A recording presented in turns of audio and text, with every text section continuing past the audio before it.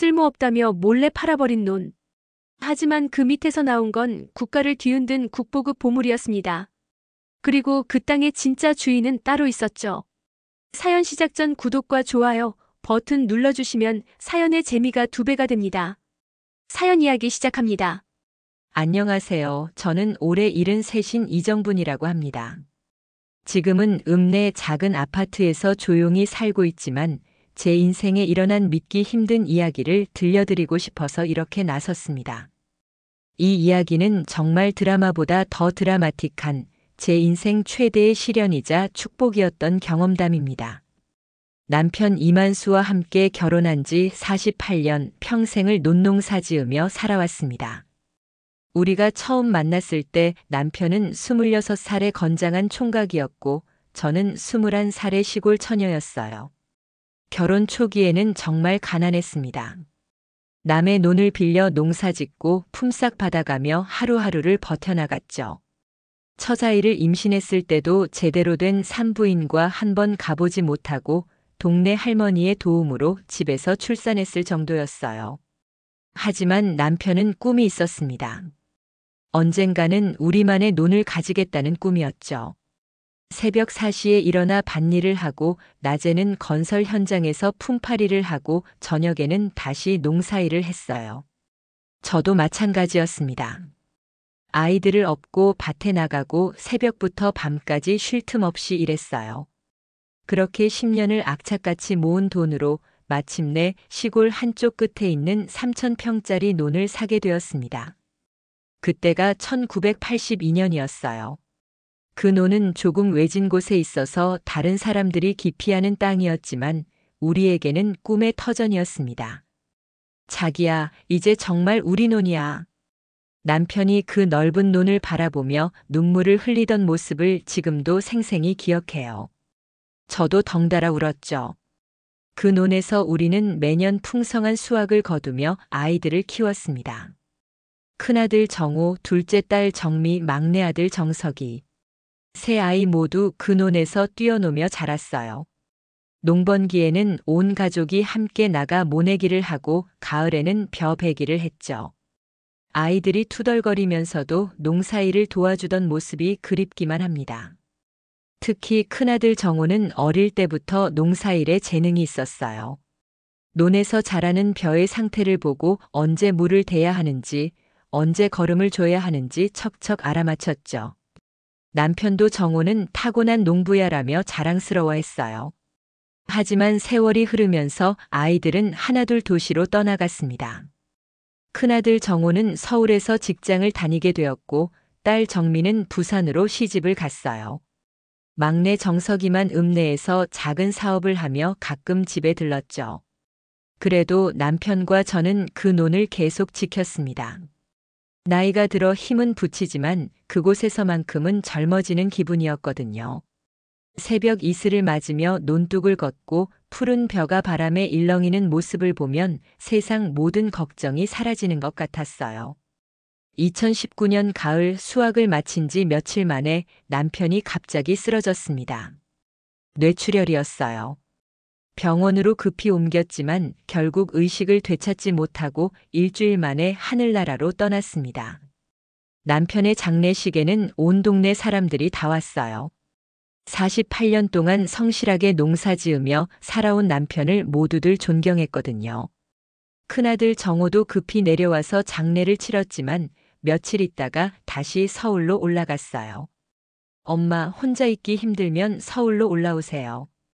요양원이라도 좋은 데로 알아볼게요. 하지만 저는 그 논을 떠날 수가 없었어요. 남편의 숨결이 남아있는 곳이었고 우리 가족의 추억이 고스란히 담긴 소중한 터전이었거든요. 남편이 돌아가기 전에 쓴 유언장도 있었어요. 공증은 받지 않았지만 이웃집 박 아저씨에게 맡기면서 만약 내가 죽으면 정분이한테 이걸 주라고 했던 거죠. 하지만 당시에는 그런 게 있는지도 몰랐어요. 남편이 없는 첫 번째 농사철이 왔어요. 70이 넘은 나이에 혼자 3,000평을 관리하기는 정말 힘들었습니다. 하지만 동네 분들이 많이 도와주셔서 겨우겨우 농사를 지을 수 있었어요. 특히 옆집 할머니인 박순분 씨와 건너편 할아버지인 김만석 씨가 큰 힘이 되어 주셨죠. 농기계 돌리는 일이나 무거운 짐 나르는 일은 아예 대신 해주셨어요. 정부나 혼자 농사짓기 힘들 텐데 일부라도 임대로 내놓는 게 어때? 주변에서 그런 조언도 많이 해주셨지만 저는 끝까지 직접 짓고 싶었어요. 남편과 함께 일군 그 논을 남의 손에 맡기고 싶지 않았거든요. 2020년 한 해 농사도 큰 무리 없이 마쳤어요. 수확량은 예전만 못했지만 그래도 제 손으로 지은 쌀을 아이들에게 나눠줄 수 있어서 뿌듯했습니다. 남편이 돌아가신 지 1년 반쯤 지난 2021년 봄, 큰아들 정호가 갑자기 내려왔어요. 평소보다 말수가 적더니 저녁 먹고 나서 조심스럽게 말을 꺼내더군요. 엄마, 저 이번에 서울에서 사업을 시작하게 됐어요. 그런데 초기 자금이 좀 필요해서 사업 자금을 빌려달라는 얘기였어요. 저는 평생 모은 적금이 좀 있긴 했지만 그리 큰 돈은 아니었어요. 그 정도로는 사업 자금으로 부족할 것 같다고 하니까 정호가 다른 제안을 했어요. 엄마, 요즘 농촌 인구도 줄어들고 엄마도 나이가 있으시니까 농사 그만두시는 게 어때요? 그 논 팔아서 읍내 아파트로 이사하시고 편하게 사세요. 저는 깜짝 놀랐어요. 평생을 그 논에서 살아온 저에게 그걸 팔고 떠나라니요. 정호야, 그 논은 내 아버지가 평생 심혈을 기울여 일군 땅이야. 어떻게 그걸 팔 수가 있겠니? 엄마, 하지만 현실적으로 생각해 보세요. 엄마 혼자서 3,000평을 관리하시기엔 너무 힘드시잖아요. 게다가 요즘 농산물 가격도 떨어지고 농사로는 별로 수익도 안 나고. 일주일 동안 계속된 설득 끝에 저는 결국 마음이 흔들렸어요. 사실 혼자 농사짓기가 정말 힘들었거든요. 무릎도 아프고 허리도 자꾸 아팠어요. 그리고 큰아들의 사업도 도와주고 싶었고요. 그래도 그 논을 팔기는 싫어. 차라리 일부만 임대로 내주는 건 어때? 엄마, 임대로 내줘봤자 별로 돈도 안 되고 관리만 더 복잡해져요. 차라리 깨끗하게 팔아서 아파트 사고 남은 돈으로 편하게 사시는 게 나아요. 해시태그 의심 없이 내준 인감도장. 며칠을 고민하던 저는 결국 큰아들의 말에 따르기로 했어요. 하지만 아직 마음의 준비가 안 되어서 일단 부동산의 시세나 알아보자고 했죠. 엄마, 제가 알아서 할게요. 일단 구청에 서류 좀 떼러 가야 하는데 인감도장 좀 주세요. 당시 저는 단순히 시세 알아보는 정도로만 생각했어요. 정호가 제 아들이고 설마 엄마 몰래 뭔가를 할 거라고는 꿈에도 생각하지 못했죠. 여기 있어. 근데 정호야, 엄마한테 미리 말하지도 않고 이상한 일 하면 안 된다? 당연하죠, 엄마. 그냥 서류 확인하는 거예요. 그렇게 도장을 내주고 나서 정호는 이틀 뒤에 서울로 올라갔어요. 그리고 한 달쯤 지나서 깜짝 놀랄 소식을 듣게 되었습니다. 정부나 큰일 났어. 너희 논이 부동산의 매물로 올라왔다. 이웃집 박순분 언니가 급히 달려와서 하는 말이었어요. 처음엔 농담인 줄 알았는데 정말로 부동산 사무소에 가보니 우리 논이 매물로 나와 있더라고요. 그것도 시세보다 훨씬 싼 값에 말이에요. 사장님, 이게 뭔가요? 저는 논을 팔기로 한 적이 없는데요. 그런데 여기 계약서에 이정분 씨 도장이 찍혀 있는데요. 아드님이 대리로 계약하신 거 아닌가요? 그제서야 정호가 뭘 했는지 알게 되었어요. 제 동의도 없이 이미 계약을 끝낸 상태였던 거죠. 급히 정호에게 전화를 걸었어요. 정호야, 너 지금 뭘 한 거니? 왜 엄마 허락도 없이 논을 팔았어? 전화 너머로 들린 정호의 목소리는 너무나 차갑고 냉정했어요. 엄마, 어차피 팔기로 한 거잖아요. 제가 좋은 조건으로 계약했어요. 뭐가 좋은 조건이야? 시세보다 훨씬 싸게 팔아놨더라. 엄마, 요즘 농지는 잘 안 팔려요. 이 정도라도 빨리 처분하는 게 다행이에요. 그리고 저 사업 자금이 급해서 계약금을 미리 받았어요. 믿을 수가 없었어요.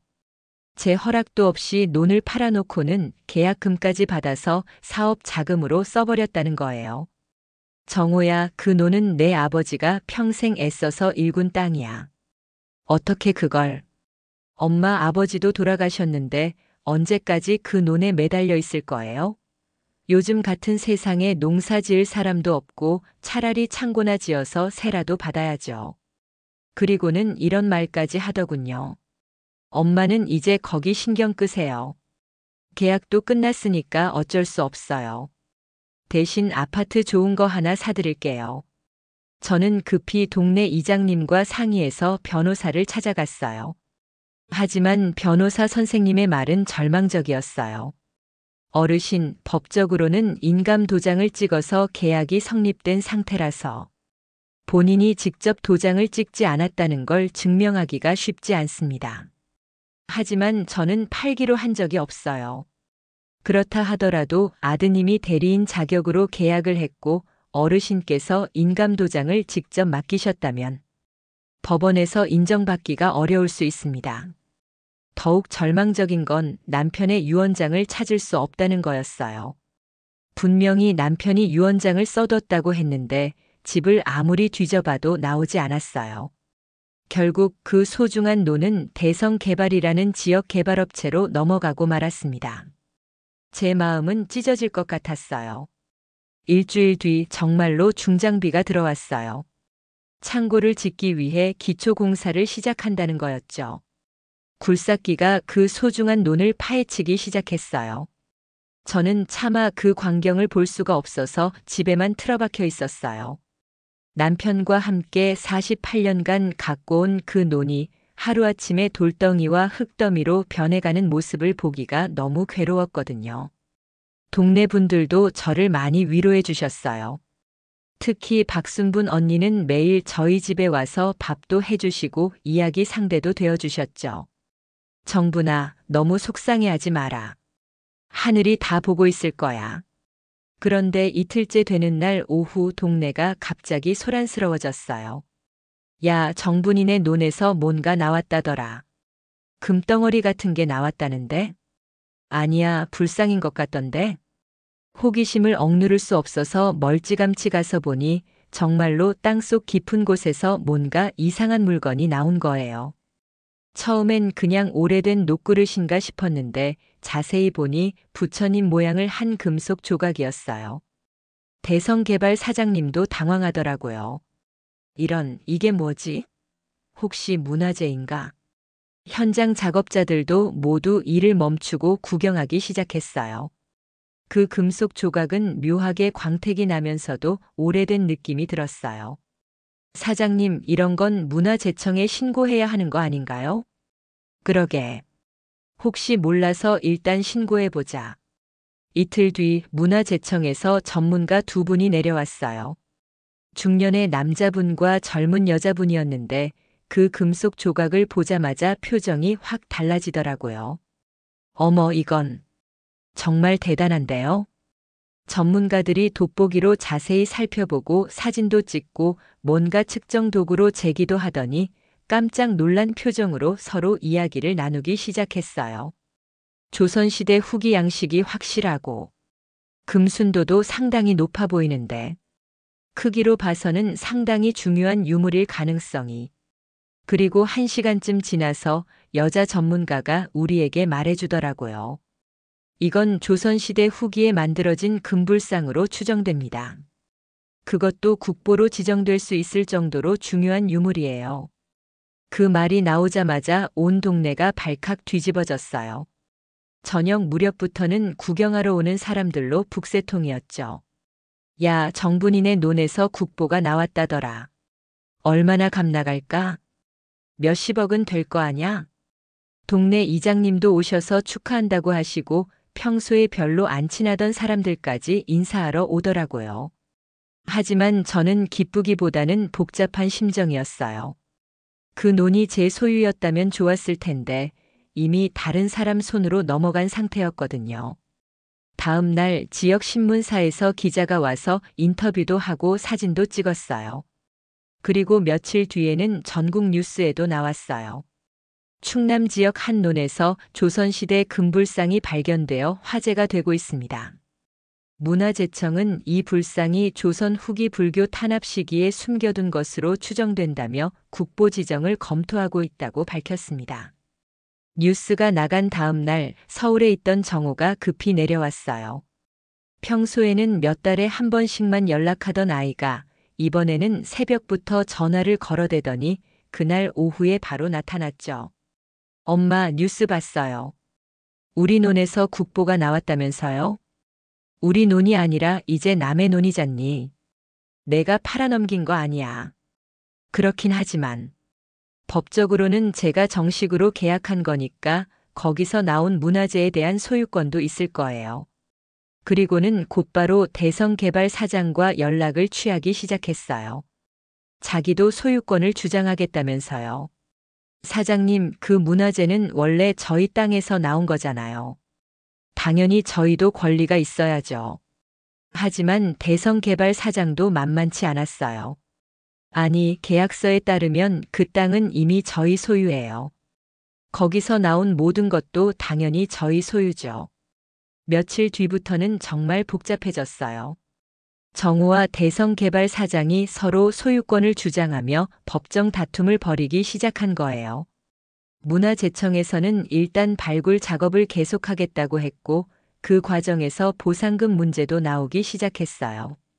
국보급 문화재 발견에 따른 보상금이 수억 원에 달할 수도 있다는 얘기까지 나왔죠. 저는 그냥 멍하니 지켜볼 수밖에 없었어요. 분명히 제 땅이었는데 법적으로는 아무 권리도 주장할 수 없는 상황이었거든요. 동네 분들은 저를 많이 안타까워했어요. 정부나 너무 억울하다. 내 논에서 나온 건데. 그 아들이 너무했어. 어떻게 엄마 몰래 그런 일을. 그런데 일주일 뒤 정말 기적 같은 일이 일어났어요. 이웃집 박만석 아저씨가 자기 창고를 정리하다가 낡은 상자 하나를 발견한 거예요. 정부나 이게 뭔가? 너희 남편이 옛날에 맡겨둔 건데. 상자를 열어보니 남편의 유언장이 들어있었어요. 남편 필체로 정성스럽게 쓰인 유언장이었죠. 나 이만수는 정신이 온전할 때 이 유언장을 작성한다. 내가 죽은 후 우리 집 3,000평 논은 아내 이정분에게 물려준다. 그 논은 우리 부부가 평생 땀 흘려 일군 소중한 터전이니 함부로 처분하지 말고 끝까지 지켜주기를 바란다. 2019년 8월 15일 이만수. 박만석 아저씨가 말씀해 주시길 남편이 돌아가시기 한 달 전에 이 상자를 맡기면서 만약 내가 죽으면 정분이한테 이걸 주라고 했다는 거예요. 그때 만수가 몸이 많이 안 좋아서 뭔가 미리 준비하는 것 같더라고. 근데 갑자기 돌아가시는 바람에 정신없어서 깜빡했어. 그 유언장을 가지고 변호사를 다시 찾아갔어요. 이번엔 다른 반응이었어요. 어르신, 이거라면 승산이 있습니다. 비록 공증은 없지만 필체 감정을 통해 진위를 확인할 수 있고 증인도 있으니까요. 필체 감정 결과 남편의 글씨가 맞다고 나왔어요. 그리고 박만석 아저씨를 비롯해서 동네 분들이 모두 증언을 해주셨죠. 무엇보다도 그 논의 세금을 계속 내고 실제로 관리해온 사람이 바로 저였으니까 법원에서도 그 유언장을 유효하다고 판단했어요. 결국 그 논 매매 계약은 무효가 되었고 소유권이 다시 저에게 돌아왔습니다. 대성개발 사장은 항소하겠다고 했지만 2심에서도 같은 판결이 나왔어요. 논의 소유권을 되찾으면서 국보급 금불상에 대한 권리도 자연스럽게 제 것이 되었어요. 문화재청에서는 그 불상을 국보 제322호로 지정했고 토지 소유주인 저에게 발견 보상금과 함께 특별 공로상까지 수여했습니다. 보상금은 정말 상상도 못할 큰돈이었어요. 5억 원이라는 거액이었죠. 평생 농사 지으며 살아온 저에게는 꿈 같은 일이었습니다. 하지만 더 소중한 건 제 소유권이 인정받았다는 사실이었어요. 남편이 평생 애써 일군 그 땅을 다시 제 품으로 되돌려받을 수 있었거든요.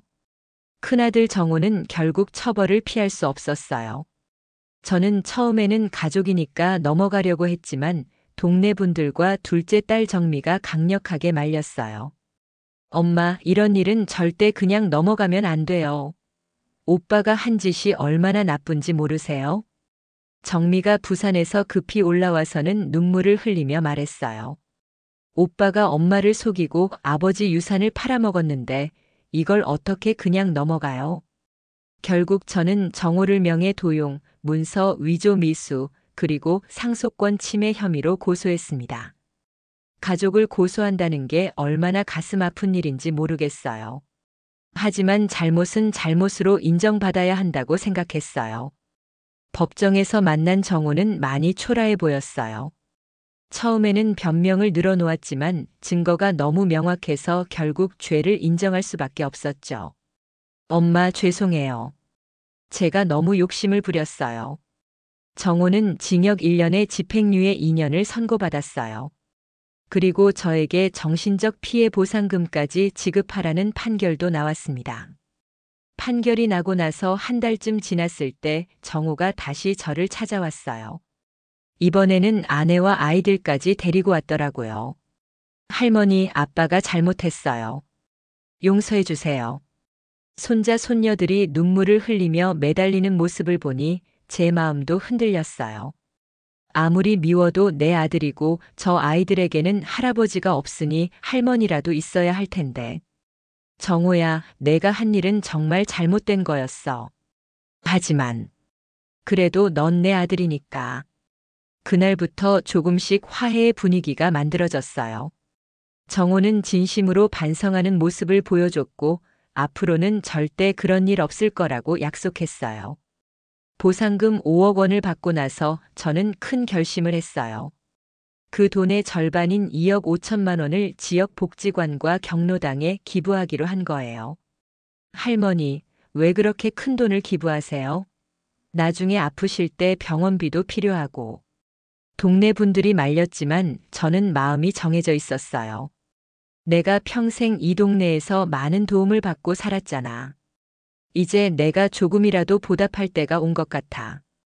특히 남편이 돌아가시고 혼자 농사 지을 때 온 동네가 나서서 도와준 게 너무 고마웠거든요. 그때의 은정을 이런 식으로라도 갚고 싶었어요. 복지관에서는 이정분 장학재단이라는 이름으로 어려운 학생들을 도와주는 기금을 만들어줬어요. 경로당에서는 새로운 건물을 짓는데 보탬이 된다고 하더라고요. 남은 돈으로는 정말 특별한 일을 했어요. 그 금불상이 발견된 바로 그 자리에 작은 정원을 만든 거예요. 문화재청과 상의해서 발굴이 끝난 그 자리에 만수정원이라는 이름의 쉼터를 조성했습니다. 남편 이름을 따서 지은 거예요. 정원 한가운데에는 작은 석불상을 모셨어요. 발견된 금불상의 복제품이었죠. 주변에는 남편이 좋아했던 소나무와 대나무를 심고 벤치도 몇 개 놓았어요. 그리고 정원 입구에는 이런 글귀를 새긴 돌비석을 세웠습니다. 이 땅에서 48년간 농사 지으며 살아온 이만수, 이정분 부부를 기리며 진실은 반드시 밝혀지고 사랑으로 지켜낸 것은 영원히 남는다. 이 모든 이야기가 언론에 알려지면서 전국적으로 큰 관심을 받았어요. TV 프로그램에서 인터뷰 요청도 많이 왔고 신문사에서도 취재를 오더라고요. 평생 농사지은 할머니의 감동 실화라는 제목으로 다큐멘터리까지 만들어졌어요. 그 프로그램을 본 시청자들이 저에게 편지도 많이 보내주셨어요. 할머니 이야기를 보고 많은 감동을 받았습니다. 가족에 대한 믿음과 사랑의 힘을 다시 한번 느꼈습니다. 할머니의 선한 마음씨에 감사드립니다. 이런 편지들을 받을 때마다 정말 고마웠어요. 제 작은 이야기가 많은 분들에게 힘이 되었다니 그보다 기쁜 일이 어디 있겠어요. 발견된 금불상은 학계에서도 큰 주목을 받았어요. 조선 후기 불교 탄압 시기의 유물로는 매우 드문 것이라고 하더라고요. 대학교 교수님들이 저를 찾아와서 당시 상황에 대해 자세히 물어보기도 했어요. 할머니, 그 논에서 예전에 이상한 일이 있었던 적은 없나요? 땅이 다른 곳보다 유난히 기름지다거나. 생각해보니 그 논은 정말 신기한 곳이었어요. 다른 놈보다 벼가 훨씬 잘 자랐거든요. 남편도 이 노는 뭔가 특별한 기운이 있는 것 같다고 자주 말했어요. 혹시 그 불상의 영험한 기운 때문이었을 수도 있겠네요. 교수님들은 그렇게 말하면서 흥미로워했어요. 실제로 그 자리 주변 토양을 분석해 보니 다른 곳보다 미네랄 성분이 풍부했다고 해요. 만수정원은 점점 유명해져서 관광 명소가 되었어요. 주말이면 도시에서 사람들이 많이 찾아오더라고요. 할머니, 정원이 정말 아름다워요. 이런 감동적인 이야기가 있는 줄 몰랐어요. 특히 젊은 부부들이 많이 왔어요. 아이들과 함께 온 가족들도 있고 연인들도 자주 보였어요. 다들 정원에서 사진도 찍고 벤치에 앉아서 이야기도 나누더라고요. 저는 날씨가 좋은 날이면 정원에 나가서 방문객들과 이야기를 나누곤 했어요. 할머니, 직접 뵙게 되어서 영광이에요. 이 이야기 정말 감동적이에요. 책으로도 나왔으면 좋겠어요. 그런 말을 들을 때마다 정말 뿌듯했어요. 실제로 출판사에서 연락이 와서 제 이야기를 책으로 내자고 제안했어요. 처음에는 내가 뭘 안다고 책을 내냐며 사양했는데 주변에서 많이 권해서 결국 하게 되었어요. 논에서 찾은 보물, 마음에서 찾은 평화라는 제목으로 회고록이 나왔어요. 제 평생 이야기와 함께 이번 일을 겪으면서 느낀 점들을 솔직하게 썼죠. 책이 나오고 나서 반응이 정말 좋았어요. 베스트셀러까지는 안 되었지만 많은 분들이 읽어주셨고 좋은 평가를 해주셨어요. 인쇄로 받은 돈도 전부 기부했어요. 이번에는 농촌 지역 도서관 건립 기금으로 내놨죠. 시간이 지나면서 정오와의 관계도 많이 좋아졌어요. 처음에는 서먹서먹했지만 꾸준히 노력하니까 예전처럼은 아니어도 어느 정도 회복되었죠. 정호는 서울에서 새로운 사업을 시작했는데 이번에는 정당한 방법으로 자금을 마련해서 차근차근 키워나가고 있어요. 가끔 안부 전화도 하고 명절에는 가족들과 함께 내려와서 성묘도 하고 그래요. 둘째 딸 정미는 이번 일 이후로 더욱 자주 연락하게 되었어요. 한 달에 한 번씩은 부산에서 올라와서 며칠씩 함께 지내곤 해요. 엄마, 이번 일로 우리 가족이 더 돈독해진 것 같아요. 정미의 말이 맞는 것 같아요. 힘든 시련을 겪었지만 결과적으로는 가족의 소중함을 다시 한번 깨닫게 되었거든요. 막내 정석이는 여전히 읍내에서 사업을 하면서 자주 저를 돌봐주고 있어요. 가장 든든한 아들이죠. 지금 저는 읍내 아파트에서 조용히 살고 있어요. 하지만 일주일에 서너 번은 만수정원에 가서 시간을 보내곤 해요. 정원 벤치에 앉아서 남편과 이야기를 나누는 것이 일과 중 가장 행복한 시간이에요.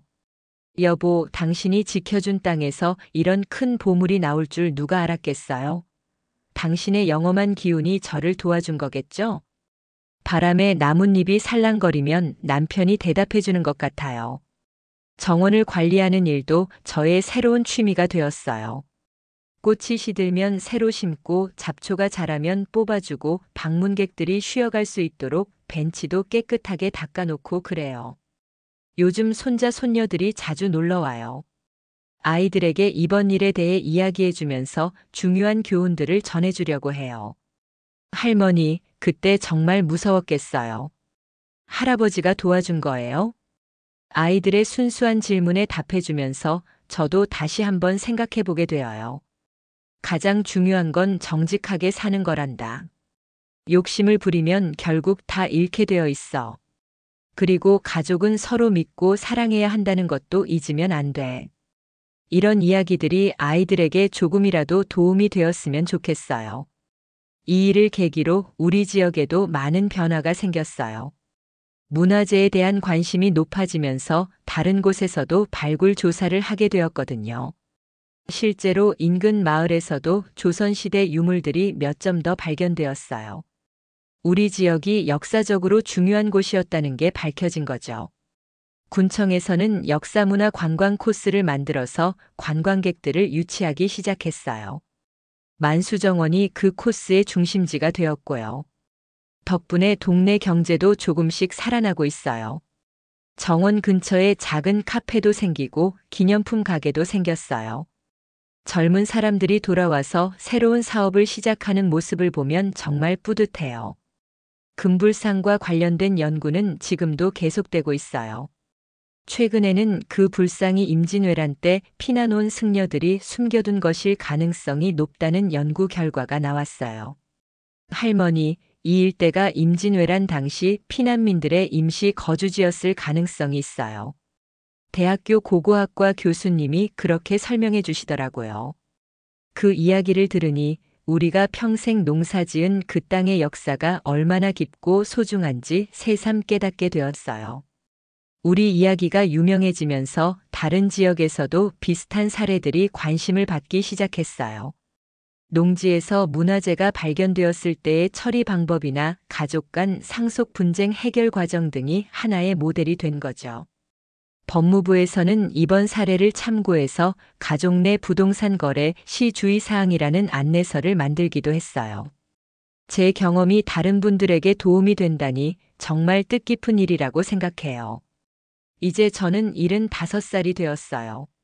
나이는 들었지만 이번 일을 겪으면서 오히려 더 건강하고 활기찬 생활을 하게 되었어요. 매일 아침 산책을 하고 정원 가꾸는 일도 하고 가끔 복지관에서 자원봉사도 해요. 특히 어려운 가정의 아이들에게 공부를 가르쳐주는 일이 가장 보람있어요. 할머니, 저도 할머니처럼 착한 사람이 되고 싶어요. 아이들이 이런 말을 할 때마다 정말 감사한 마음이 들어요. 이 모든 이야기를 통해서 많은 분들에게 전하고 싶은 메시지가 있어요. 첫째, 진실은 반드시 밝혀진다는 것입니다. 아무리 복잡하고 어려운 상황이라도 포기하지 않고 끝까지 노력하면 정의가 승리하게 되어 있어요. 둘째, 가족의 소중함입니다. 아무리 힘든 일이 있어도 결국 서로 용서하고 사랑할 수 있는 게 가족이에요. 미움보다는 사랑이, 원망보다는 이해가 더 큰 힘을 발휘한다는 걸 깨달았어요. 셋째, 나눔의 기쁨입니다. 혼자만 가지려고 하면 오히려 잃게 되지만 나누면 나눌수록 더 큰 행복이 돌아온다는 걸 경험했어요. 지금도 가끔 만수정원에 가서 남편과 이야기를 나누곤 해요. 여보, 쓸모없다며 팔아버린 논이었지만 그 땅은 오히려 우리 가족의 진심과 욕심을 가려내는 실현의 무대가 되었어요. 그리고 결국 사랑으로 지켜낸 사람이 진짜 보물을 얻게 되었죠. 바람에 나뭇잎이 흔들리면 남편이 그러게 고생 많았어라고 대답해 주는 것 같아요. 평생을 농사 지으며 살아온 평범한 시골 할머니였던 제가 이런 큰 경험을 하게 될 줄 누가 알았겠어요. 하지만 이 모든 일을 통해서 더 큰 깨달음을 얻었고 더 많은 사람들과 마음을 나눌 수 있게 되었어요. 지금 이 순간도 어딘가에서는 억울한 일을 당하고 계신 분들이 있을 거예요. 그런 분들에게 제 이야기가 조금이라도 희망과 용기를 드릴 수 있다면 그것만으로도 이 모든 일이 의미가 있었다고 생각해요. 남편과 함께 일군 그 소중한 논에서 국보급 보물이 나온 것도 신기한 일이지만 더 큰 보물은 이 과정에서 깨달은 삶의 진리들이었던 것 같아요.